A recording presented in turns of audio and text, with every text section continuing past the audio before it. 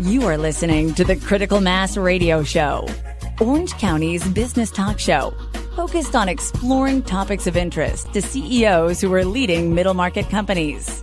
With your host, Richard Franzi. Hello and welcome to Orange County's longest running business talk show. And yes, I am your host, Rick Franzi. And boy, do we have a good show planned for you today. Why do you ask? Because Adam Coughran, who is the president of not only Safe Kids Incorporated, but also Standards Training Group, is going to be our guest. Adam, welcome to the show. Oh, great to be here. Thanks so much for having me. I'm excited to have you on the program and talk about your two businesses, you serial entrepreneur, you. Why don't we start with your origin story? So take us back in your professional career and tell us why you left a cushy job to become an entrepreneur and start STG. You got it. Well, I guess cushy is the air quote word, right? So I was a police officer in Orange County, had quite a number of years on the job. So cushy in the fact that I wasn't necessarily going anywhere, but obviously not the easiest of jobs. And one day I very distinctly remember walking into the police department and looking down that long beige painted hallway and thinking to myself, I can't do this for another 10, 15 plus years. At the time, I was assigned to a specialized unit.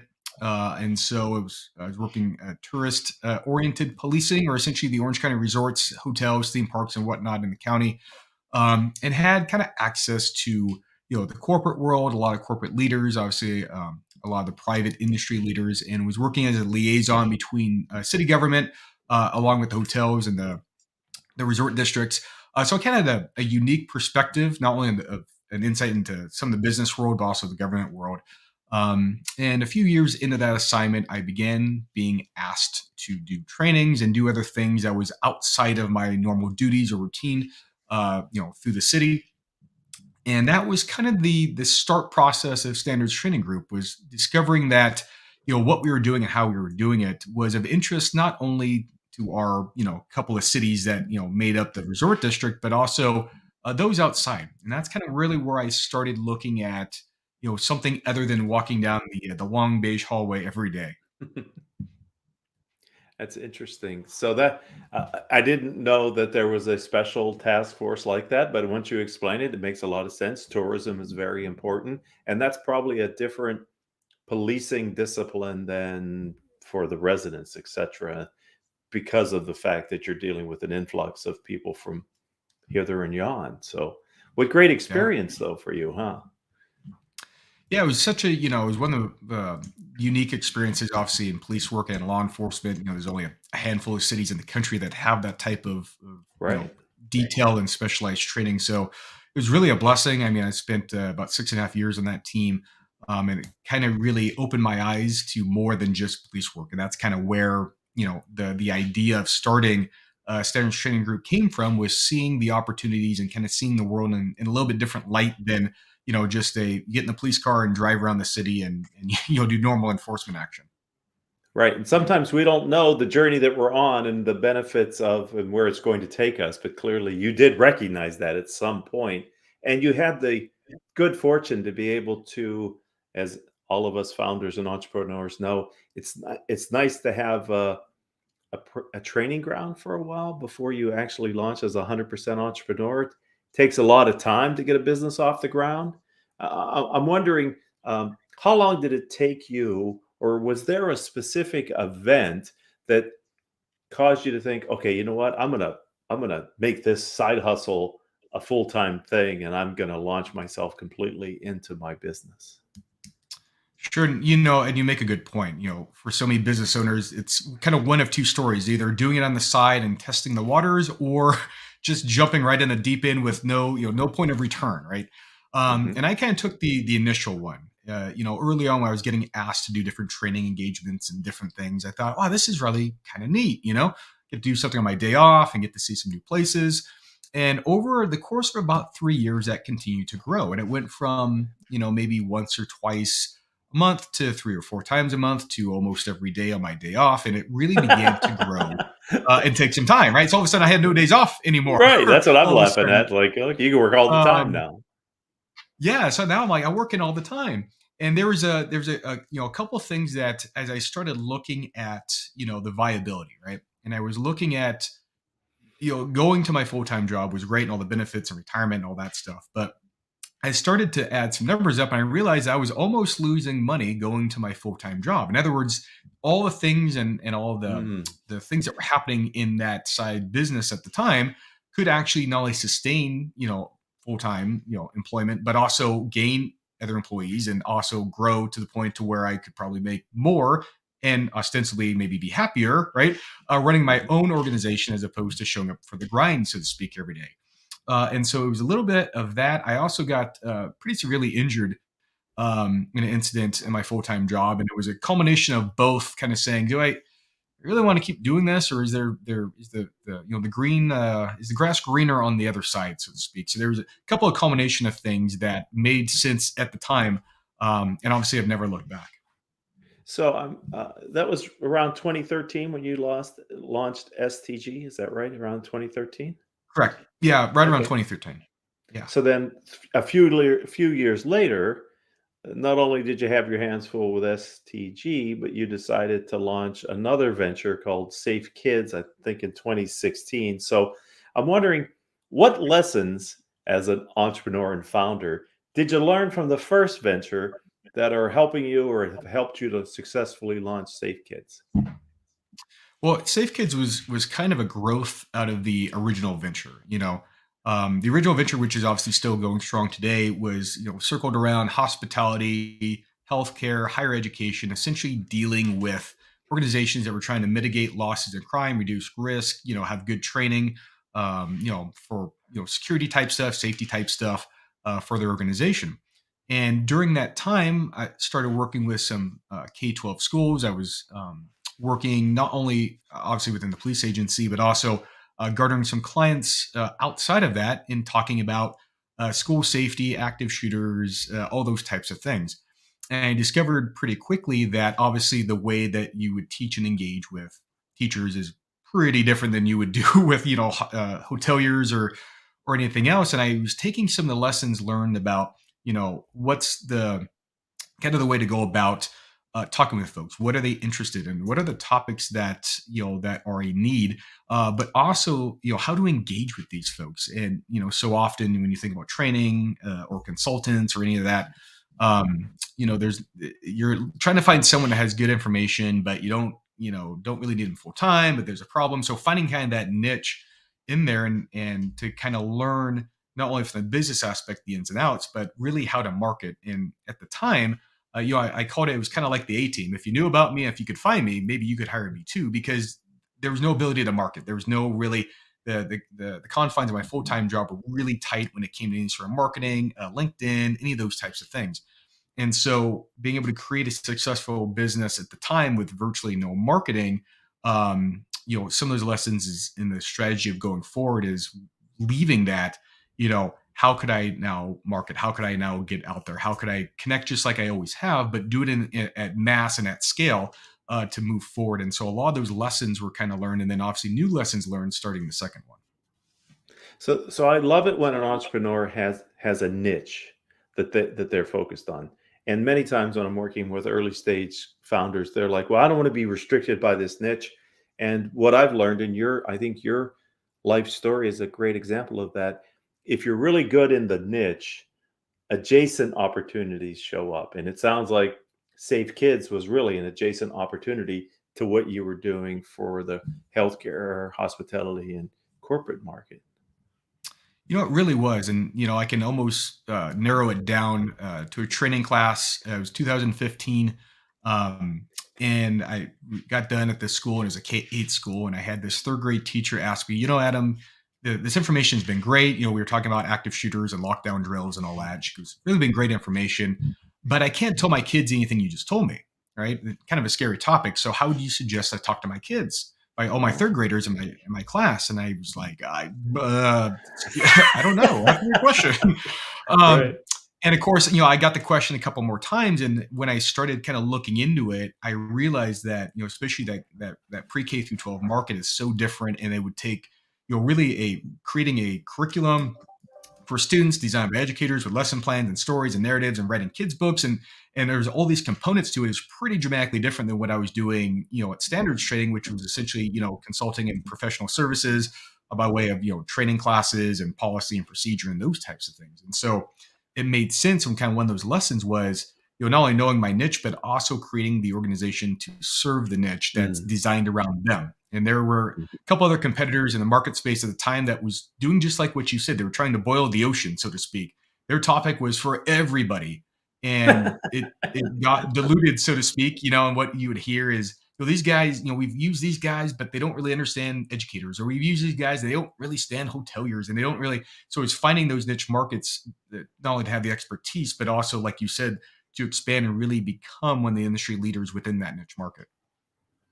So we've kind of talked about what your two firms do, but I'm wondering if maybe we could just step back for a second and take each one and the problem that you're solving and who helps you, who you helping, and then in the end, maybe we've covered this ground, but why are companies or educational institutions picking you to come in and do this work?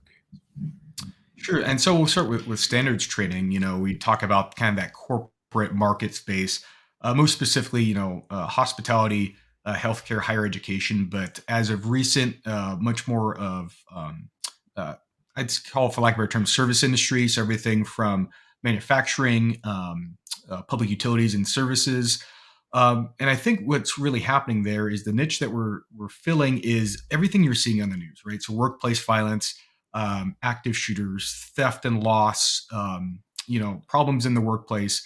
And, the idea of the original firm was, if you had a friend, you had someone who's a police officer, your neighbor, your cousin, your brother, and you go to them and you ask them all the questions you'd want to ask police officers. Well, how do we do this? And what happens when this happens? How do we make sure this doesn't, go wrong?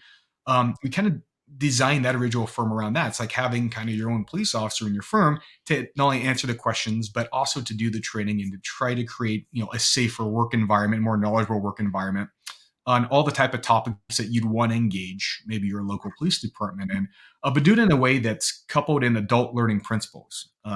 We often say that my old peers are not that user friendly necessarily when it comes to folks. So, having instructors and having the ability to learn, potentially very scary information in a way it's designed for adult learners and designed for the workplace and designed to, feel safe and be safe. And that's something that, throughout both companies we really talk about. We want folks to feel safe, but we also want them to be safe. And moving that transition into Safe Kids, you can't get any more specific than that K-12 market space, not only for teachers and educators, but for the actual kids that you're serving. And so that niche was very specifically, talking about scary topics, talking about now regulations of a lot of states requiring lockdown drills and all these different things. But also we see this increased trauma in kids, and kids coming home crying and scared because of the way the drill was conducted or because of the way something happened. And to try to really relieve some of that, now that this is the world that we are kind of stuck with, how can we deal with it in a way that kids can understand, that they can feel safe, and that it's not this big, scary topic in the room, but they actually have a safe space to talk about and know what to do. So in those niche markets, those are kind of two thought processes. And the reason a lot of our folks engage us is for that very approach, is that we take an approach that we want to be trauma informed, we want to be sensitive, we want to understand what's going on, and to really be those partners in safety with the organization to really work through these scary topics, many of which have affected a lot of workplaces in some way, shape, form, or fashion, and try to prevent them from happening again. Yeah, that's great. We're talking the two markets are different. And as you were explaining it, I was thinking even in the K through 12, those are very different cohorts that you're speaking to as well. As I can't imagine how you handle this with kindergartners or first and second graders. High school, they're a little different sensibility, but even within that niche, you must have to develop your curriculum differently for the different grade levels too. Absolutely. And, most recently we started a preschool program. So you have the kind of preschool early education niche, what we call the K-12 or the K-8 niche. So that's, elementary and the middle school, which is a lot of schools kind of revolve around this K-8 age group, and then in the high school. and it's taking into account only students, but their teachers, the principals, administrators, and the parents along with that. We look at it as a whole community, and engaging those experts in all those different age groups, in level of understanding what's going on, what's appropriate, what's not appropriate, what makes you feel better, what makes you not feel better. And so it's really been a very deep dive into an area that not a lot of folks have got into, so to speak. And there's a kind of some emergent research in what we've done and how we've done it, not only with us, but with other organizations, to try to solve the problem that we're all seeing in the news every day. Yeah, so you kind of read my mind. Maybe I telegraphed it in my face or my expression. I'm very thankful that you and your people are handling this in a way that's compassionate, understanding, empathetic, but yet is serious. It's unfortunate, though, that we need you to do this at those such early ages. Um, and so we're, can't make a statement about society, but it is unfortunate that there is the need for your services. But I'm glad, Adam, that you were there to do it. I'm wondering, you're here today on Critical Mass Business Talk Show, Orange County's longest running business talk show, but you've also been on a lot of other media outlets being interviewed. When did you decide as an entrepreneur that you needed to also be forward facing and in the media to talk about not just your business, but the situations that occur? It was, and I can almost name the show I was watching at the time. The topic, that I speak about and that we've kind of become experts in is one that is very divisive. And so every time there's a shooting on the news or some workplace violence or something bad that happens, whether it's at school or a factory or an office building, also often you see the reports, and then they get some sort of pundit of some sort. Someone's on there and they're running to all the a lot of political factors around it, and so there's this argument, and makes good television, I guess, right? Obviously people watch it. So, and I remember watching one of these shows. It was after one of the school shootings a number of years ago, and I remember watching, and they're arguing back and forth about all kinds of things. By the way, none of which any of these people were experts in any of it. They were just folks that they had found to put on the show, apparently. And then they had a former federal agent on there, and they were trying to ask him some questions about the facts and the figures, and he didn't even really get it right. In fact, some of the things he was talking about was like the opposite of what you'd want to do. And I sat there thinking to myself, I go, there's so much white noise out there. There's so much conversation, none of which is really doing much to serve the topic other than maybe sensationalize some of this. There's got to be a better way. And so I started kind of purposely of trying to become at least somewhere on some television channel to actually talk to the truth, like to get to the facts and beyond the myths and the politics and everything else. Like if we're going to air something and people are going to watch it, let's try to bring some sensibility to what we're seeing and what we're hearing and kind of what's the real deal. And I'd been on a couple of kind of local just segments talking about, one was about school safety, kind of very low pro. One I was talking about hotel and hotel safety. But the event that really did it was the MichaeLA Bay shooting, the 1 October event. And I went from a small local television appearance to the Today Show on NBC. And that kind of really started the conversation moving forward and working with some of these networks who do want to bring on someone to talk very much about the facts, the figures, what's really going on, and to stay away from the politics and the sensationalism of everything that's happening. Yeah, that event is, I think, seared in a lot of people's memory just because of what it was, but also if you're here in Southern California, the personal nature of maybe relationships, knowing people, because a lot of people that were there were from Southern California.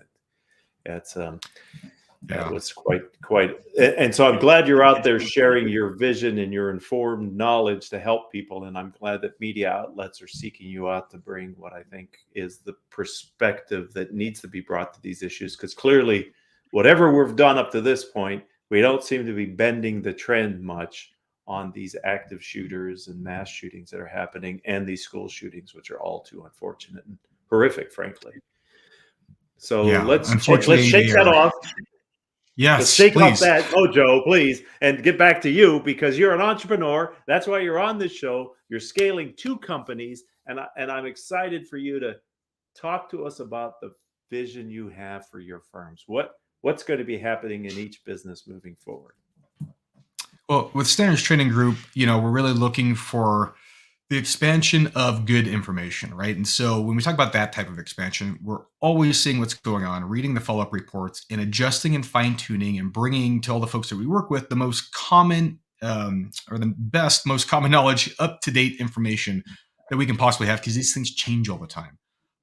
And one of the things as we move forward in that organization is expanding the reach, not only in our current verticals, but also looking some of the overlap. So often we'll have someone that starts in one industry and they may have been a hotel general managers or whatever the case, some sort of leadership, and they move either properties or they move into different industries, and they carry the information along with them. And so we now get brought into their new organization because of the previous working relationship.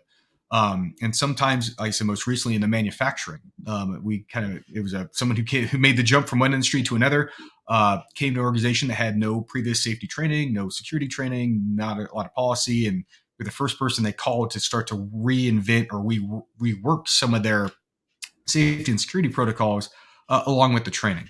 And what we heard in that particular project was, "This is awesome. I've been at this organization 20 years and we've never had this, and I wish we had more of it."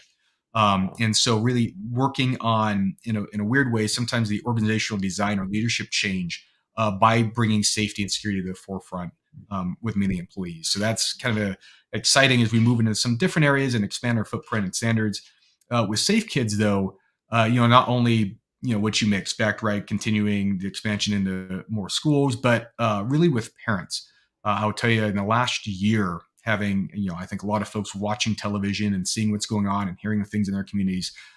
School districts sometimes are slow to move on certain things, but parents feel this need that they want to keep their kids safe, and I think that's an innate. As a parent, everyone feels that.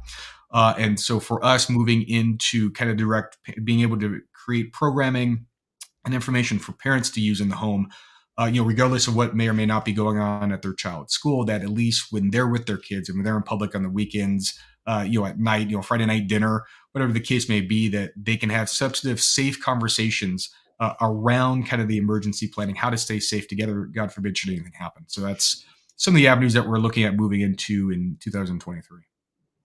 So you are a perfect testament to the earlier point that we were talking about, which is the power of being in a niche, because you see adjacent opportunities in that niche as you continue to expand in it. So I'm glad to have you on the program to share your message. If someone would like to talk with you, Adam, how do they find you? How do they find you on LinkedIn? And maybe how do they find your companies on your social platforms? Sure. Yeah. I used to say if you need to give me a call, you just call 911 and we'd show up. But that phone number's changed, obviously, as of recent. Yeah. So for Safe Kids, which is usually the easiest way, all of our social media is at Safe Kids Inc. My direct email is adam@sync. And so all of our social media platforms, everything point to that. LinkedIn, if you search my name, I pop up, or Safe Kids Inc., Standards Training Group, they should all pop up in a search on LinkedIn. But like I said, operators are standing by for lack of better terms. We answer a lot of questions just in general. A lot of folks who have questions about what they've seen, what they've heard, something that may be happening. As I mentioned earlier, we want to bring kind of the facts to the conversation. Let's maybe get rid of some fears and some anxieties that a lot of folks have that they may be hearing. And let's really bring it down to what's the core, how can we feel safe and be safe, whether we're at work, at school, or wherever life may take us. I work with a lot of CEOs and business owners here in Orange County, and we talk about how they have a responsibility to their employees on a lot of different levels, the healthcare plans that they put out, the training that they give them on using equipment. And this is something as well, because it seems to me that, Adam, they are well served to go through this training in advance of having an issue. This isn't something that you want to try to figure out while it's going on. And certainly as you talked about, the ramifications downstream, even after the event happens, the trauma that may be embedded in the organization. This isn't something that people can just on their own, I think, figure out how to deal with it. They need to talk to professionals like you. Yeah. Now, we work with a lot of organizations that have, really front loaded a lot of the prevention and the response and those types of things, and have stopped issues and have seen issues long beforehand that averted a crisis. Whereas, all too often we'll get a phone call after something has happened, and trying to, so to speak, pick up some of the pieces and try to piece back together, what has happened, how do we move forward, how do we keep it from happening again. And sometimes right in the middle of the crisis, I've gotten phone calls trying to figure out, well, now that we're here, what do we do next? And so, working with folks through kind of that life cycle of crisis. Obviously, we never want it to happen. That the whole ounce of prevention, is worth a pound of cure, and every other kind of colloquialism that you hear around it is absolutely true. Right. Those who are well prepared tend to have a much better result than those who aren't. Well, I appreciate you being on the time today. Thank you for giving a bit of your knowledge and talking about your two businesses, you serial entrepreneur. I've certainly enjoyed it. Thank you so much. It's been an absolute pleasure, and really look forward to continuing our work in Orange County and beyond. I'd like to thank the audience. You've been an active part of Orange County's longest running business talk show. Adam's episode was episode number 1418 in our catalog. If you're an Orange County entrepreneur and you would like to tell your story to your peers on our program, then reach out to me. I'm Rick, R-I-C, Franzi, F-R-A-N-Z-I on LinkedIn. Coincidentally, that's also my website, rickfranzi.com. And until the next time we have a chance to be together, I hope all of your business decisions will move your company in a positive direction.